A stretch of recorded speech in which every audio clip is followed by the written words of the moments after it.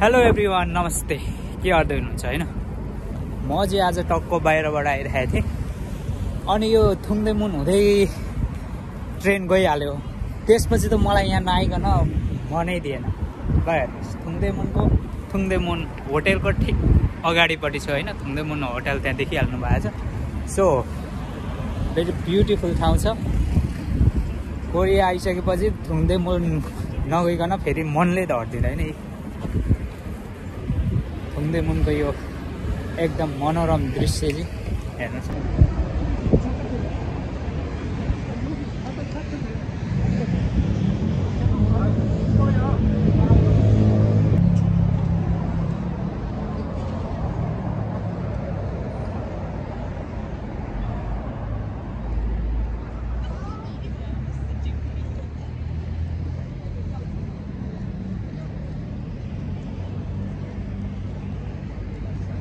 अकस्मात म चाहिँ यहाँ आइपुगेँ क्या।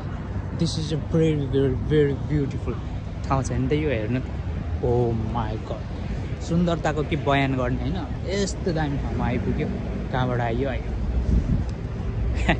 भरे त थुङ्देमुन रहेछ।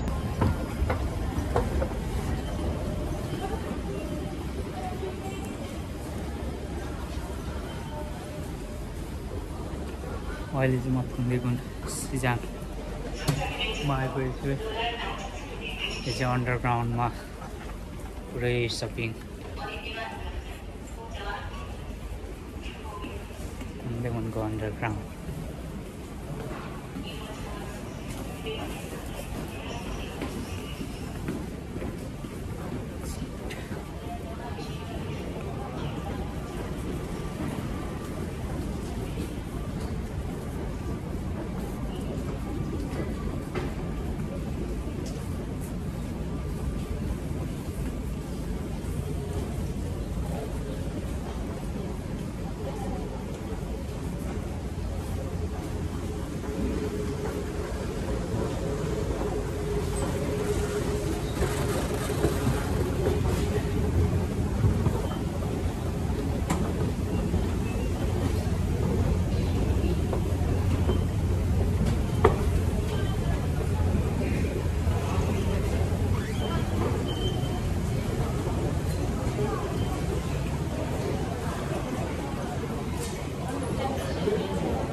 हराउनु पनि सक्छ है यो थुङ्देमुनमा।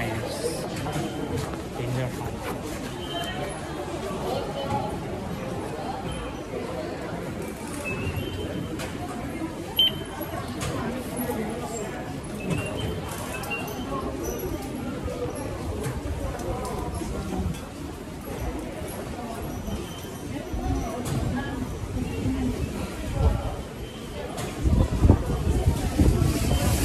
जताबाट छिटो उतैबाट निस्किने, उडोले यताबाट निस्किन थाल्यो। टेरिका वाउ भन्ने ठाउँमा आइपुग्यो त।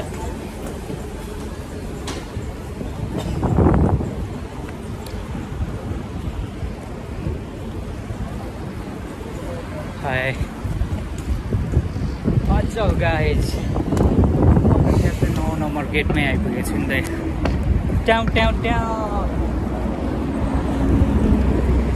मन्दिरमा आफ्टर लङ टाइम पछि होइन थुङ्देमुन आइपुगेको छ। यो चाहिँ थुङ्देमुनको एकदम पपुलर ठाउँ हो।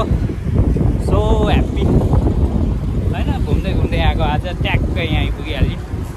काम विशेषले आएको थिएँ तर यहाँ ननिस्किकन जानै मन लागेन। थुङ्देमुनको यो मनोरम दृश्य नहेरिकन मलाई घर जानै मन लागेन, त्यही भएर आएको।